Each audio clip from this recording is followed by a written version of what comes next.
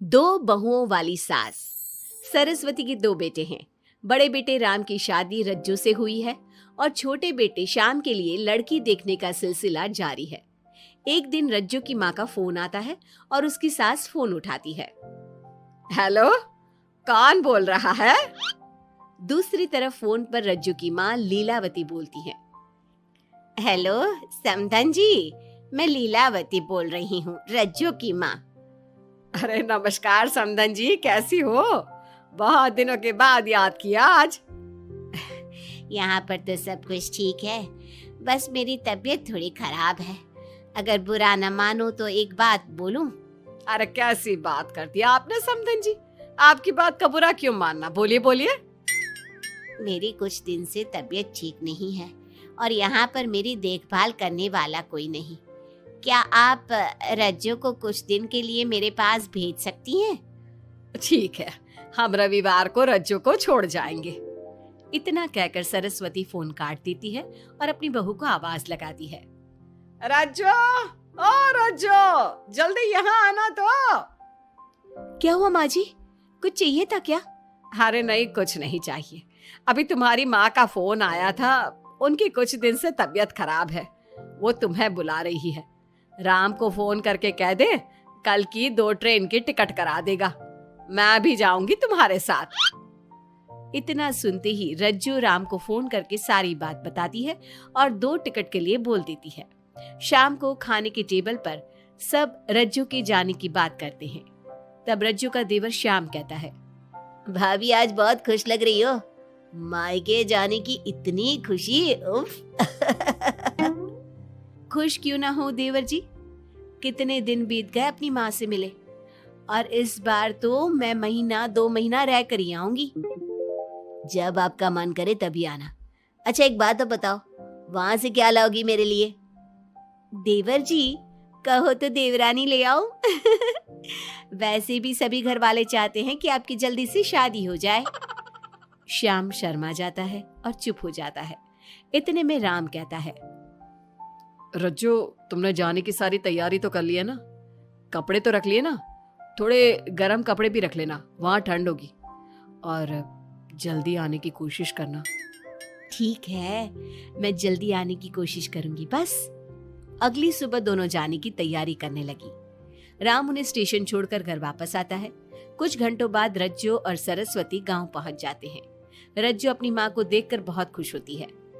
माँ, आप अपना बिल्कुल भी ध्यान नहीं रखती, कितनी कमजोर हो गई हैं आप। अब बेटा क्या ध्यान रखूं, उम्र भी तो हो गई है, ये बीमारियां तो लगी रहेगी। बहन जी आइए आइए बैठिए, मुझे बहुत अच्छा लगा कि आप भी यहाँ आई। अगले दिन सरस्वती अपने घर वापस जाने लगती है तो लीलावती से कहती है, बहन जी ध्यान रखना आप अपना, आपकी तबीयत ठीक हो जाए तो आप भी रज्जू के साथ आ जाना, रज्जू के बिना तो घर सूना सूना लगेगा। अब सरस्वती अपने घर आ गई और घर की सारी जिम्मेदारी भी उस पर आ गई। एक दिन वो कपड़े धोकर छत पर सुखाने जाती है। बाल्टी में से टपकता पानी सीढ़ियों को गिला कर देता है और नीचे उतरते समय रज्जू की सास यानी कि सरस्वती देवी का पैर फिसल जाता है और वो गिर जाती है। ओह, अरे मेरी माँ मर गई, मेरा पैर तो गया। लेकिन घर में कोई नहीं था। सरस्वती जैसे तैसे अपने आप को संभालती जाकर कुर्सी पर बैठती है। वो अपनी बहू के बारे में सोचती है।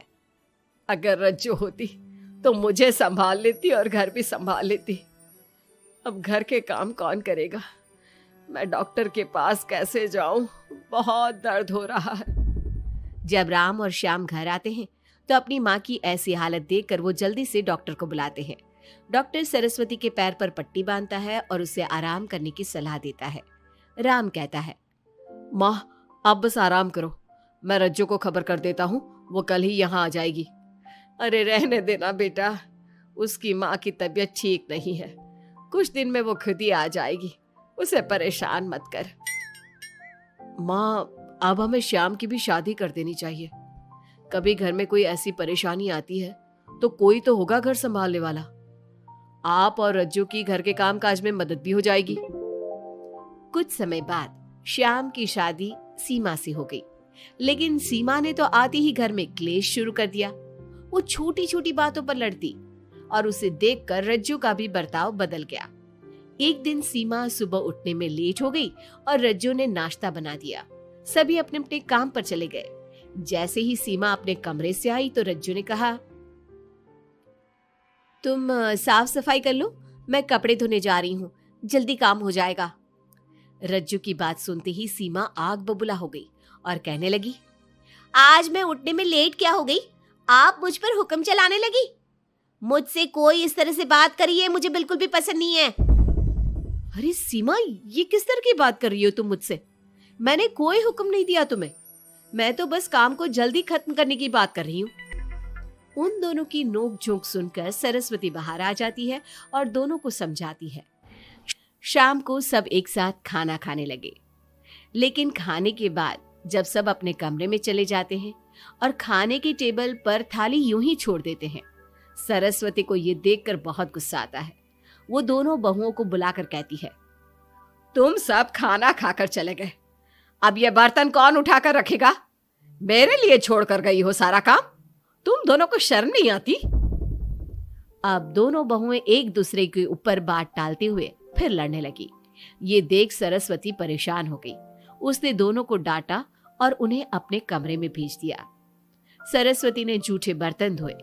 कुछ दिन इसी तरह चलता रहा। अब दोनों सास की नजरों में एक दूसरे को गिराने में लग गई।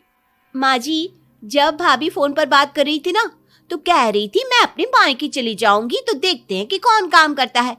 और ये हम सबकी बुराई कर रही थी वो। बहू, किसी की बात चुपके से सुनना गलत है ना। तुम आज के बाद ऐसा मत करना। अब तुम जाओ, मैं रज्जू को समझा दूंगी। सरस्वती ने रज्जू से बात करके उसे समझा दिया। लेकिन रज्जू को अपनी देवरानी पर बहुत गुस्सा आया। अब वो भी सीमा की चुगली अपनी सास से करने लगी। अगले दिन रज्जू अपनी सास के कमरे में जाती है और कहती है, मैंने सीमा को बात करते सुना था। वो देवर जी से कह रही थी कि अगर हम लोग अलग कहीं रहे तो हम ज्यादा खुश रहेंगे, रोज रोज की लड़ाइयों से भी बचेंगे। सरस्वती को इस बात पर गुस्सा तो बहुत आया, लेकिन उसने कुछ कहा नहीं। जब दोनों बहुओं को लगा कि सरस्वती उनकी बातों में नहीं आने वाली, तो उन्होंने रिश्तेदारों और पड़ोसियों से एक दूसरे की चुगली करना शुरू कर दिया। जब सरस्वती को ये बात पता चली तो उसने इनकी लड़ाई को शांत करने का उपाय निकाला। रज्जो, सीमा, यहाँ आओ दोनों। दोनों अपनी सास के पास आती हैं। कल मैं घर में हवन करवा रही हूँ। तुम पड़ोसियों और रिश्तेदारों को आने के लिए कह दो और हवन की सारी तैयारी कर लो। हवन का दिन आ गया। पंडित जी रामायण का पाठ करने लगे। माता सीता से महान कोई पत्नी नहीं। उन्होंने अपने पति के लिए सारे राजपाट, सुख सुविधाएं त्याग दी। अगर कोई पत्नी अपने पति को परिवार से अलग होने को कहती है तो वो पाप की भागीदार होती है और बेटों को भी मां से अलग नहीं होना चाहिए। सीमा पंडित जी की बात बहुत ध्यान से सुन रही थी और उनकी हाँ में हाँ मिला रही थी। ऐसे ही रामायण का पाठ अंतिम सीमा पर आ गया, जिसमें विभीषण के बारे में बताया गया था। अगर विभीषण अपने भाई का भेद न देता तो रावण का विनाश नामुमकिन था। पूजा खत्म होते ही सीमा बोल पड़ी, तभी तो मैं कहती हूँ परिवार में आपसी प्रेम होना बहुत जरूरी है। लेकिन मेरी सुनता कौन है इस घर में? आपसी प्रेम की बात कौन कर रहा है, जिसने घर में आती ही लड़ाइयां शुरू करवा दी? दोनों में फिर से नोक झोंक शुरू हो गई। सरस्वती दोनों को चुप कराते हुए बोली, अरे चुप हो जाओ तुम दोनों, पड़ोसी क्या कहेंगे, सब सुन रहे हैं तुम्हारी बातें। तभी उनमें से एक पड़ोसन बोलती है, सरस्वती बहन, क्यों चुप करवा रही हो अपनी बहुओं को? हमें तो इनके बारे में सब कुछ पता है। ये दोनों हमारे घर आकर एक दूसरे की चुगली करती है। तुम्हारे घर की हर छोटी से छोटी चीज पता है हमें। आंटी जी, हमने अपना समझ के आपको कुछ बता दिया तो इसका मतलब ये नहीं कि आप सबके सामने हमारी सास से हमारी शिकायत करेंगी। आप तो सबसे बड़ी चुगलखोर हो। सीमा की बात सुनकर सभी पड़ोसन उन्हें बुरा भला कहने लगी। उनकी बातें सुनकर दोनों बहुएं सबके सामने बहुत शर्मिंदा हुई। जब सब उनके घर चले गए तो सरस्वती ने अपनी बहुओं से कहा, अब तुम दोनों को तो बहुत खुशी होगी कि सारे मोहल्ले की औरतें हमारे ही घर में खड़ी होकर हमें ही सुनाकर चली गई। हमें काफी साल हो गए यहाँ रहते हुए, लेकिन आज तक किसी में भी इतनी हिम्मत नहीं थी कि हमसे ऊंची आवाज में भी बोल पाए। लेकिन आज तुम दोनों की वजह से ये सब हमारी बुराई कर रहे हैं। तुम दोनों ने ये सब अच्छा नहीं किया। सीमा, तुम्हारे इस घर में आने से पहले हम सब बहुत प्यार से रहते थे, लेकिन ये सब लड़ाइयाँ तुम्हारे आने के बाद शुरू हुई है। आज के बाद तुमने घर में किसी से भी झगड़ा किया तो मैं तुम्हें तुम्हारे मायके छोड़ आऊंगा, समझी तुम? ये बात सुनकर सीमा रोने लगी और सबसे माफी मांगने लगी। पंडित जी भी ये सब देख रहे थे। उन्होंने सबको शांत करवाया। कृपया आप सभी शांत हो जाइए, गुस्से से तो बात और बिगड़ जाएगी। अगर आप दोनों बहुएं मिलकर रहती, घर की बात घर में रखती, तो कोई आपसे कुछ कहने की हिम्मत नहीं करता। आज आपको इस बात का एहसास तो हो ही गया होगा। औरत ही तो होती है जो मकान को घर बनाती है। अब भी कुछ नहीं बिगड़ा, आप दोनों प्यार से रहो। आपके पड़ोसी और रिश्तेदार अपने आप चुप हो जाएंगे।